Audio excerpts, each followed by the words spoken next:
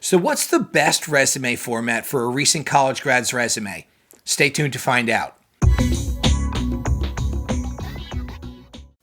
Hi, I'm Bill Cicchino and this is Best Job Tips. Thanks for tuning in. If you're a job seeker or you think you may be a job seeker in the near future, please subscribe below, click the bell so you'll know when we're doing these videos, and give us a like if you think this stuff makes sense. So today we're going to take a look at the very best resume format for a recent college grad resume. Let's get right into it. All right, first and foremost, when making your resume, you have to keep in mind you are writing it to be read by corporate recruiters. And corporate recruiters spend an average of just 6 seconds on each resume. So you absolutely must write it in a format that they are used to reading. In fact, I did a video on this and I'll post it at the end of this video. So here we are at the resume of Evangeline Greenman, and she's a made-up person. And you'll notice as we take a closer look at her resume, her experience falls into what I would call the average recent grad's experience. In other words, she doesn't have 4 years of the all-time greatest internships at the world's top companies. And honestly, the fact is, most recent grads don't have that type of experience anyway. But I made this resume to show you a good example of a resume that, from a formatting standpoint, falls into the universally accepted formatting model, the model that corporate recruiters are used to. So when they're looking it over, their eyes know exactly where to go. Remember, I said they don't spend a whole lot of time on resumes. So you want to make it easy for them to find what they're looking for. And that means in a model from a formatting standpoint that they know where everything is going to be. So let's enlarge this a bit and look at some of the points here. Okay, so at the top, we've got the name and the contact information and the LinkedIn profile. Okay, could not be easier. It's standard. That is where this information is supposed to go. Now, we also have a brief objective. And this objective is a bit of summary and objective. And what I mean by that is, okay, so she's saying that she graduated from one of the oldest and leading universities in the country. She scored in the 99th percentile on her NEWT exams, a little bit about the type of person she is, but she's not getting crazy. She's not using a sidebar to tell us all her great attributes. And then here is the part that talks about, what she's looking to do. She wants to leverage all that into a rewarding career in the Muggle world. Now, this is broad in terms of what she wants to do. And I think you should stay broad. Now, certainly some resumes from recent graduates will say they absolutely want to do X. And if you're hell-bent on that's all you want to do, and you know exactly what the job is, because let me tell you something, lots of times recent graduates think they know what's entailed with the job because they may have studied it in school or they may have actually had an internship in that area. Trust me, a lot of times college grads don't really know exactly what's involved with it. It's not their fault. It's just, the amount of experience they don't have. So unless you're absolutely hell-bent on that one type of job, I think you should put something. It's okay to say the industry you're looking in. If you're an accounting major and you want to say you want something in accounting field, or if you're in finance.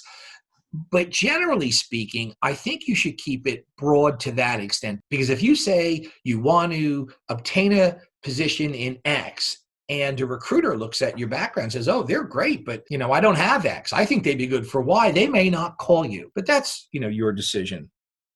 Now, here's the education. Now, there's different schools of thought on this. It can either go at the top, right under your objective, or it can go at the bottom, kind of just above particular skills you might have or things you've been involved with.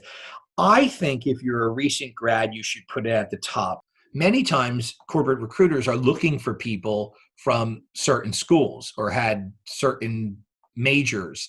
So it might be better to keep it at the top, but that's your choice. Now, you'll notice something here.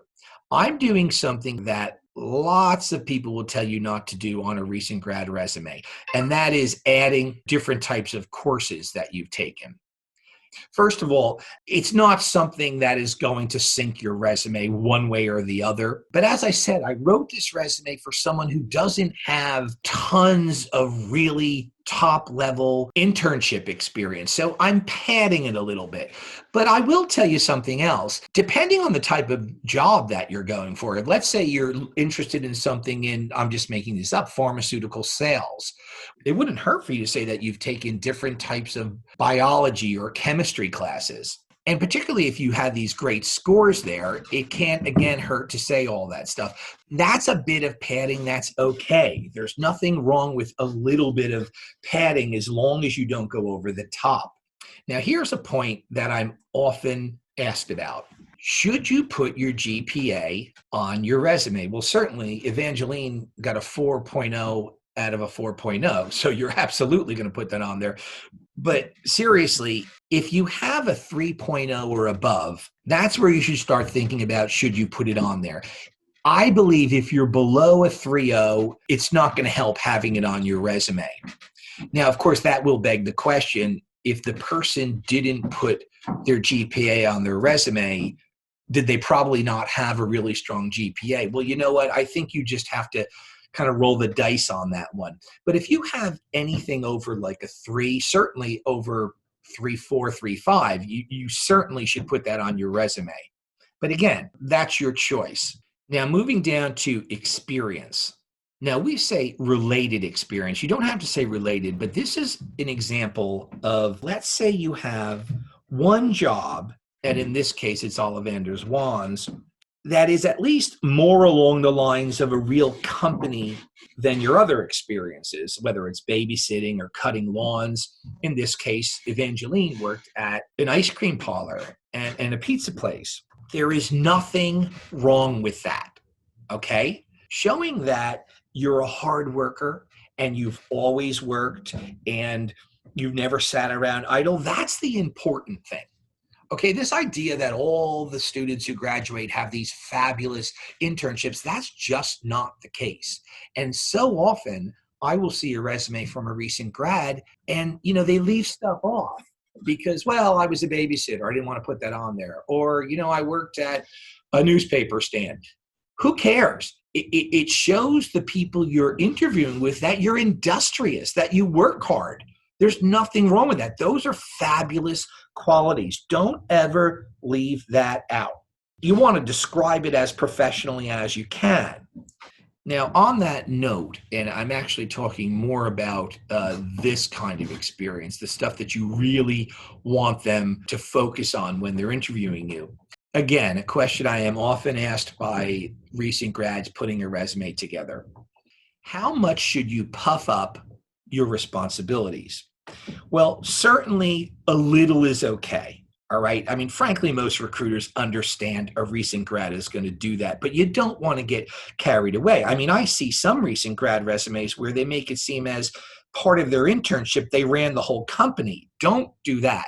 Don't get so carried away that if you're in an interview and you're being asked about whatever it says in the bullet that you put down, and it's so obvious that it's beyond an exaggeration, you're going to fall flat in the interview. You don't want to do that. Again, it's okay to puff it up a little bit, but don't get crazy. And then we go down to campus and community involvement. Now, this is not fluff. It's important to show that you were involved, particularly if you can show positions of leadership, whether you were a vice president of a club or you were involved with the student senate or you were the captain of a team. But again, you don't want to take it so far that you need a sidebar to list literally every single thing you did. And this is also important for another reason. If you didn't have a great GPA, you can at least fall back on some of the leadership things that you did. And lastly, skills and interests. Now, frankly, a corporate recruiter may or may not be interested in what you say your interests are, but you never know. I mean, they are points that could open up a conversation in an interview. But it is important to show your skills, particularly if you know Excel. Okay, that's really important, and PowerPoint and Word. It is important to put that down there. So that's an example of a really well-formatted recent graduate resume. It's easy to read. A corporate recruiter will know exactly where their eyes should go to see all the information that they're going to want to know. Okay, so that's our look at the best format for a recent grad's resume. Now, as I said, you certainly can vary somewhat, but you don't want to go too far outside that standard model, because that formatting model is the model that most corporate recruiters are used to reading, and you want to make it easy for them to read. You want to give them a resume that they can very simply see who you are, where you went to school, and what your experience is, and hopefully they'll call you in for a job. Well, that's it for today. I'm Bill Cicchino. This is Best Job Tips. Please check out my website. There's a lot of free tools on there for job seekers. Until next time.